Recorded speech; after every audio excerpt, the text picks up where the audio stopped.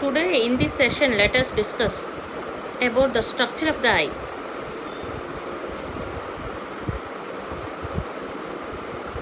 Eyes are located in the sockets of the skull called orbits.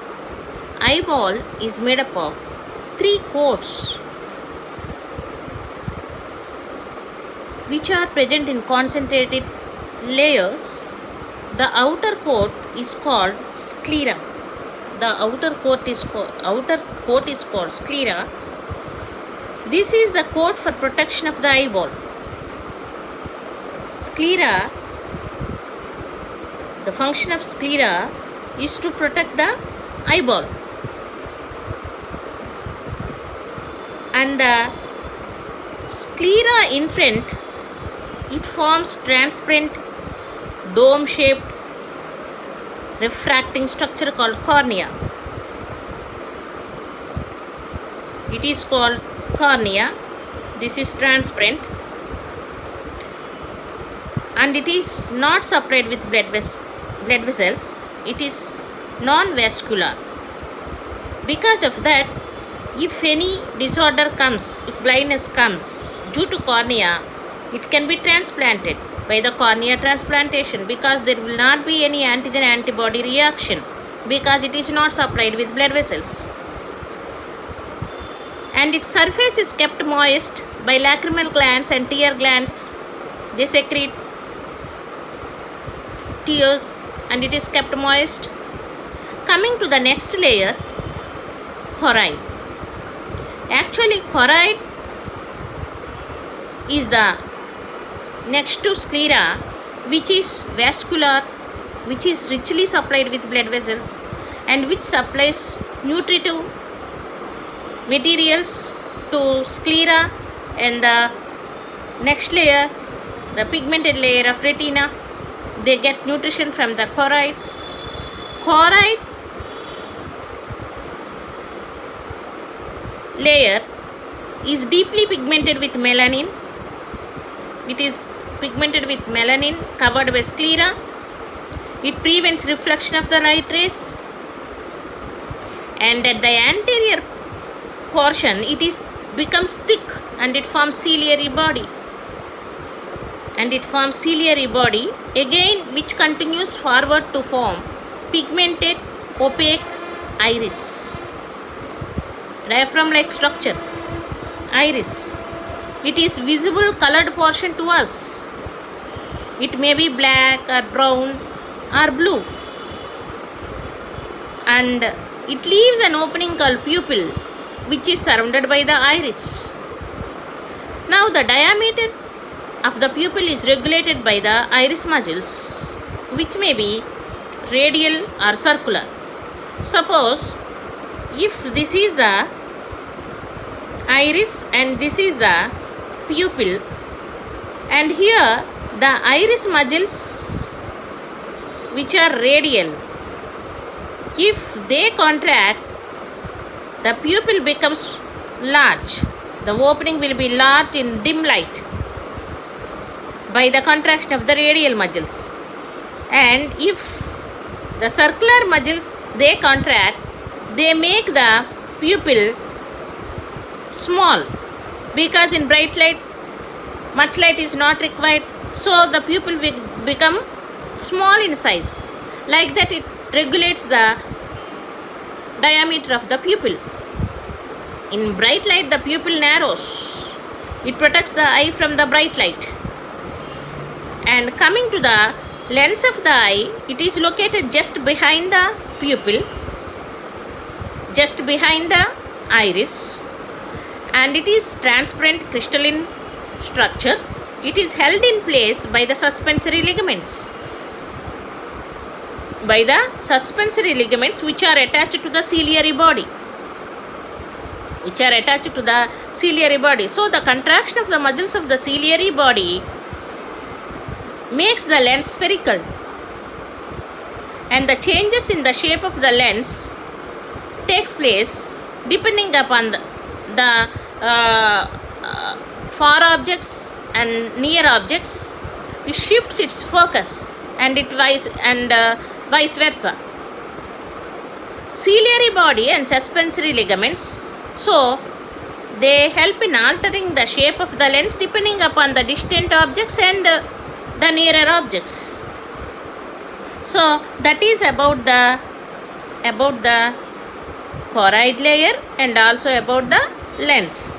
So choroid layer, it is covered by sclera, and in the anterior part the choroid layer becomes thick and it forms ciliary body. Still in the anterior portion it forms opaque pigmented structure called iris, which leaves an opening called pupil. So this is about the choroid, which is provided with melanin pigment and also provided with blood vessels.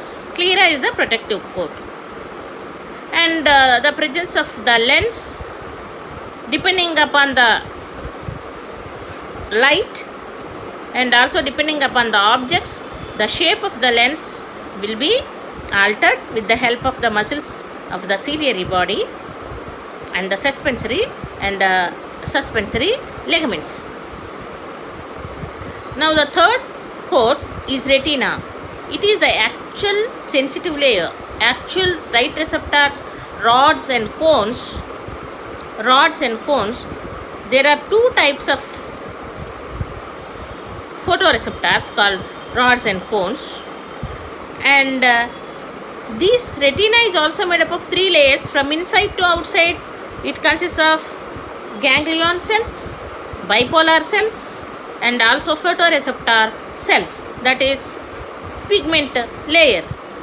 Rods and cones, they are light sensitive and they contain pigments called photopigments.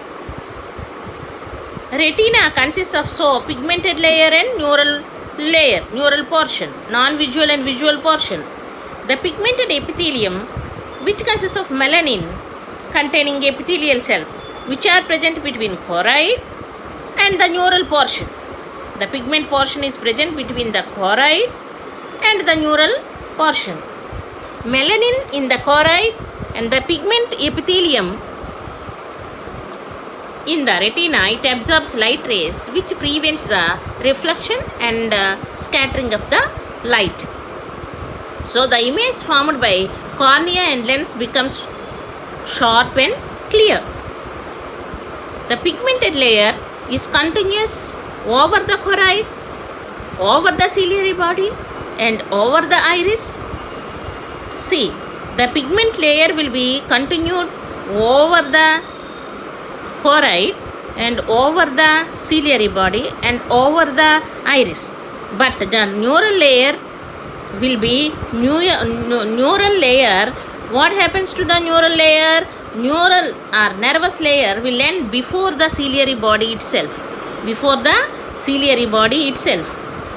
Now the rods present in the retina, there are 100 million rods in each eye. They work chiefly in dim light, that is called twilight or scotopic vision. It is the function of the rods, and the light absorbing pigment is called photopigment. So the pigment which absorbs light is photopigment, and the rods contain purplish red protein called rhodopsin, which is also called visual purple. Rhodopsin is generally formed by the protein opsin, which is attached to the retinal. That molecule, which is light orange originally, but it becomes purplish red. When light is absorbed by the rhodopsin, retinal is split into opsin and retinal. So it gets split from the protein opsin. At the same time, a nerve impulse is generated. So the rhodopsin is formed from the retinal and opsin, which is reversible union. The fresh retinal will be formed in the eye by the oxidation of the vitamin A.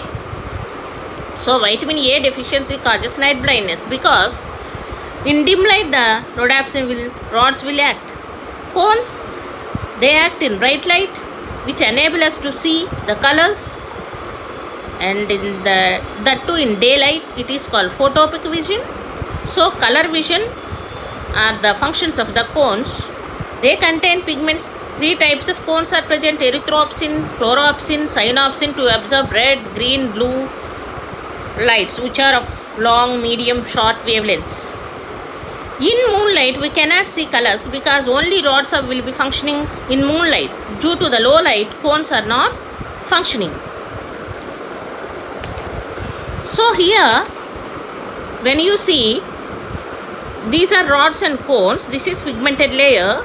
Next to the rods and cones there are bipolar cells. These are the next to the layer of the photoreceptor cells is the intermediate layer, that is sensory bipolar cells. The bipolar neurons which have cell body with one axon and one dendrite. Next to the bipolar cells there are ganglion cells which are present, which synapse, the bipolar cells synapse with the ganglionic cells. The axons of the ganglionic cells will be bundled together to form the optic nerve.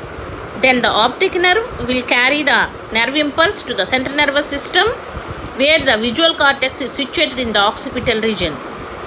This is about the structure of the eye.